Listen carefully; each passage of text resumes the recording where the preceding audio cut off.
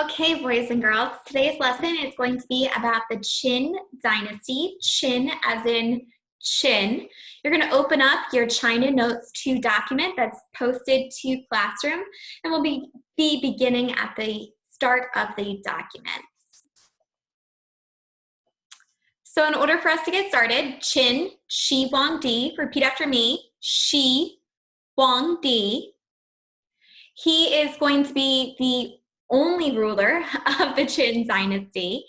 The Qin dynasty is going to come about at the end of the time of the Warring States. Now, if you remember, this meant that each of the different states of China were at war with each other. And during this time of war is when China came up with those three philosophies: Taoism, legalism, and Confucianism. Shi Huangdi, he's from the state of Qin, and he will be the king of just that state, and then slowly he will start conquering the surrounding states around him to create an empire. He is known as China's first emperor.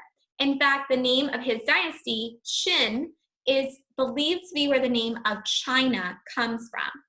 Now, obviously, if he was able to make such a big empire, he had to be somewhat of a good person, an effective ruler.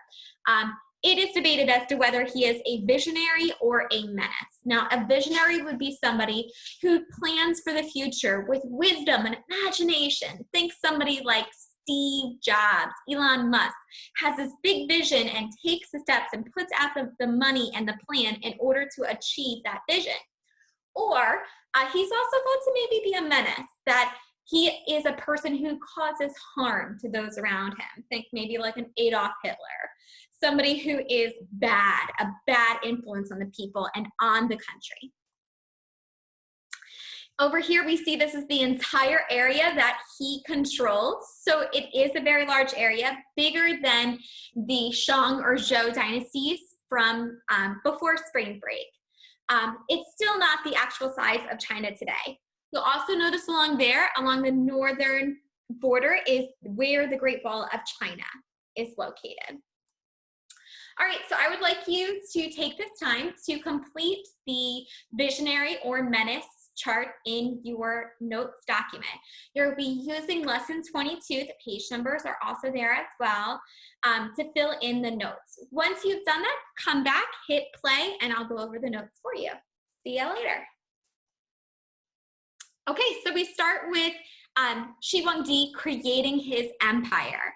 Obviously, he's an effective ruler if he's able to conquer all of those states that were at war with each other.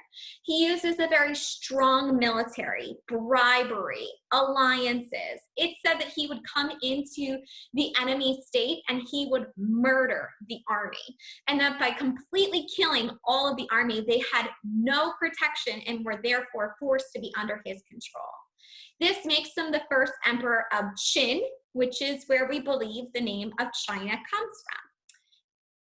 He must be a visionary if he's able to be that effective. However, he can also be a menace. If anyone plotted against him, he ordered their family and them to be killed. This falls under the philosophy of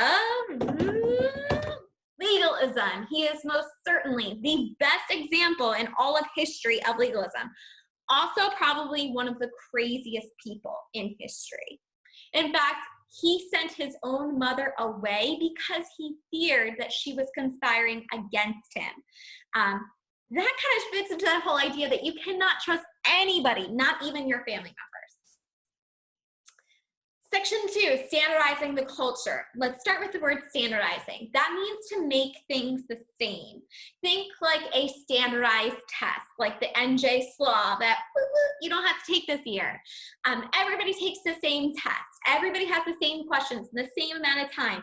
And it's meant to put us all in the same playing field and see how we do. Well, he standardized the culture of China. In fact, he changed the system of laws and he made equal punishments for the rich and for the poor. This is pretty good. We see a lot of times in history that the rich, they have a different set of laws that they live by. They're treated differently than the poor are. So it's a good thing that he makes this equal. He also standardized the coins that were used. Before this time, if you remember, they used seashells as a type of their coins, or they used gold and treated back this type of gold as a form of currency. He makes bronze coins. He puts a hole in the center of the coin. Then you would take a string and thread it through, and you can make a payment by almost making a bracelet with your leather string that you put through the coin. He also makes cups and measuring tools. We also have a picture of a weight right here. He says that if you go to the store and you get a pound of rice, it will be a pound of rice. It won't just be a bag of rice. So regardless of what store that you go to, you're going to get the same amount of weight for a pound of rice. This is really going to help the economy, and it's going to help with the trade, and it's going to be something that's really positive. In fact, he's kind of ahead of his time in that retrospect. As for standardizing the culture on the bad, menacing side, part of his laws were that widows were forbidden to remarry. Oftentimes, women married men that were much older than them because the men simply were wealthier, and you were marrying for money, not necessarily for love. So if the widows were then not allowed to remarry, that was a big problem for them and for their children. He also had forced labor, whippings, and beheading, which is when we chop off your head. Now, we don't just do that for anybody. You had to have been a threat to the government or broken a law in order for that to happen. So I guess that makes me feel a little bit better about the beheading. Moving on, protecting the northern border. The northern border of China backs up to Mongolia. And in Mongolia, there was a group of people who were nomads. And they decided that it was much easier to travel south into China, attack, steal the food, and then travel back up north. And when they would do this, they were able to live without having to do a lot of the work that the farmers were doing. So China was constantly having this problem. And a lot of the small villages that were along the northern border built little tiny walls around their villages to protect them.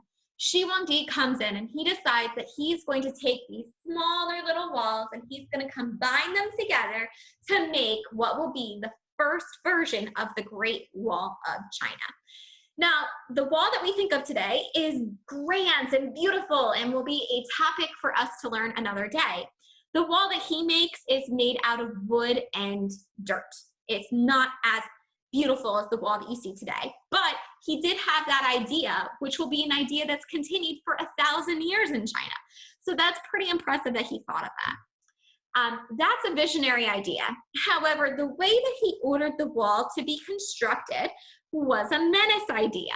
He forced the peasants to leave their villages, to move up to this northern part where the wall would be built, and nobody wanted to live there. I mean, it was desolate, barren lands with nobody around you at all. And as the men were forced to work on building this wall, tens of thousands of them died. In fact, it's believed that when they died, they were placed inside the wall. He also had a lot of opposition, a lot of people who opposed him. There is not one thing that we can put on the positive side for the way that he dealt with his opposition. It is all going to be evidence as to why he is a menace. He executed 460 Confucians because they went against his legalism idea. He felt threatened by the ideas that these Confucians were bringing forth. Because he felt threatened, he ordered them to be buried alive. This picture over here on the left-hand side is a really famous picture. This is Shi Huangdi standing here. The people that look like Santa's little elves with like these red and white outfits, those are the soldiers that are part of Shi Huangdi's army. This man right here is on his knees. He is begging for his life in front of Shi Huangdi. The people in the blue robes, they are the scholars. If we look down here, we can see that these scholars, they're being pushed by Santa's little elves. They're being pushed into this hole right here. That is where they will be buried alive. In fact, if you could see over here too, you can even see a pile of burning books. So this picture is showing the way that he killed those Confucians. He burned the books. He buried them alive. If there were scholars that still disagreed with him, they would get a face tattoo. Now that's not like a cool like Post Malone thing. That is a public embarrassment that you have to live with for the rest of your life. These scholars were also sent to forced labor camps, which were basically death camps. You were going to work there until you died. Even his son disagreed with what he was saying, and because his son disagreed with him, he sent him to the wall, which I told you was a place where nobody wanted to be, so it was a huge punishment. Now, this brings us to his death and to the end. Like all great emperors, he wants to build a magnificent tomb to show how great and powerful he is. His tomb that he had built covered many square miles. In fact, you've probably seen pictures of it before. He had killed a lot of people in his day, and because he had killed so many people, he was very fearful that when he died, these people were going to revolt against him. So he had himself buried with 6,000 life-size terracotta soldiers that were meant to guard him in his afterlife.